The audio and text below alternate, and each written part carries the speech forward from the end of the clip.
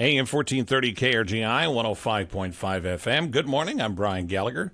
We have a guest in studio from Central District Health Department. Andrew Hills is here to talk about a new project and a new role for him within CDHD. First, welcome back. Good to have you here. Thank you, Brian. Good morning. Tell me about this new project.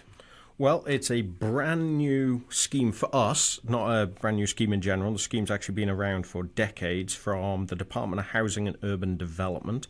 So last year, Central District got awarded a 3-year capacity building grant, which at the end of the 3 years should roll into a hazard mitigation program.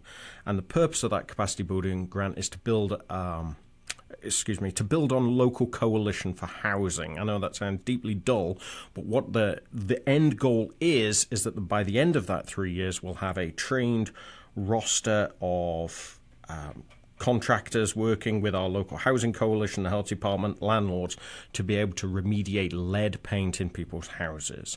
And if you grew up in a house that was built before 1971, there's probably lead paint in it. If you grew up in a house built before 1948, there's definitely going to be lead paint in it because it was everywhere. It's all over the place. And we've got a growing understanding of the damage that exposure to lead dust, particularly for children, can do. So the program's aimed at housing where we have children aged 6 and under.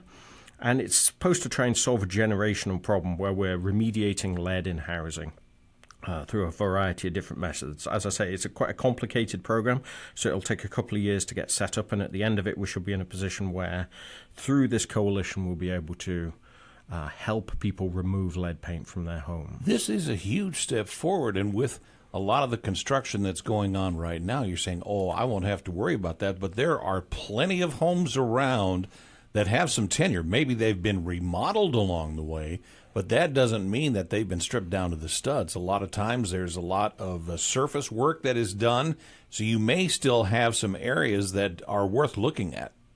Yeah, this is going to work in conjunction with our existing blood lead program for children, where we have referrals from healthcare providers because children have high lead levels in their bloodstream.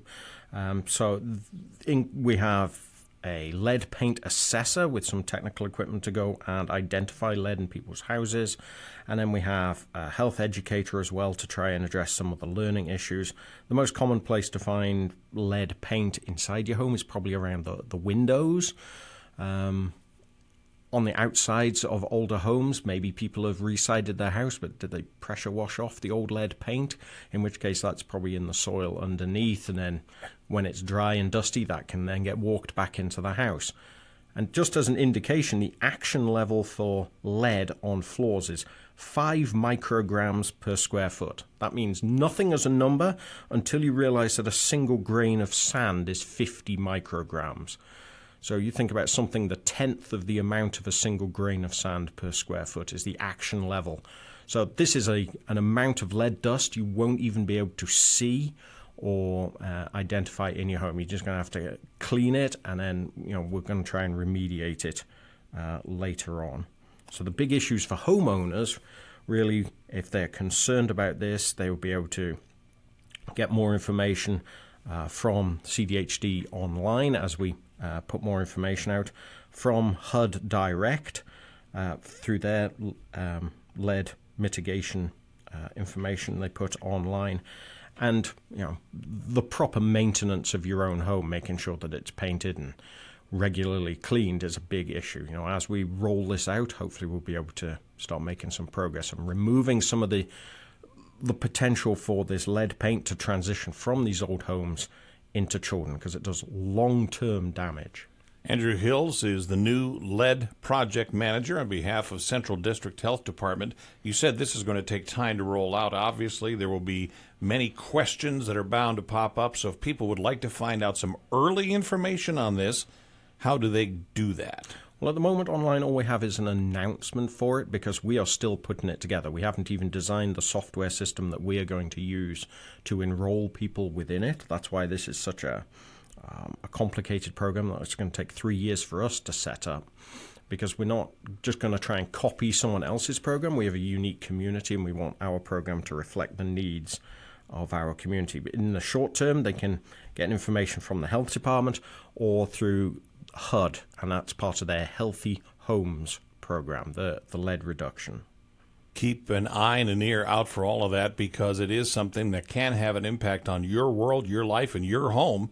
So be aware. It's the new lead project, and Andrew Hills is going to be the new director for Central District Health Department of Grand Island. Congratulations. Big challenge ahead, but really excited to see how this can enhance the quality of life around here. Yeah, thank you. I mean, this is federal money coming into the community that'll be spent in the community, and it returns multiples in value. Lead paint that might affect one child, when the next generation comes into that house, it's going to affect multiple generations. So hopefully we're solving some of those really long-term problems. So that's why it's important that we take the time to set this up properly. I'm excited to see how this moves forward. Congratulations, good luck, and keep us posted. Thank you. Andrew Hills, on behalf of Central District Health Department, good morning from AM 1430 KRGI, 105.5 FM.